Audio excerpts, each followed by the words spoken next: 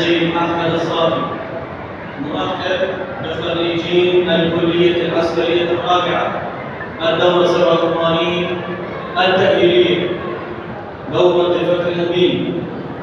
كما نبارك له هذه الوقفة المشرفة تحت قبة الإمام أبي الفضل العباس عليه السلام، سائلين العلي القدير أن يوفقهم لخدمة العراق والدين والوطن والإنسانية، إنه سميع مجيب.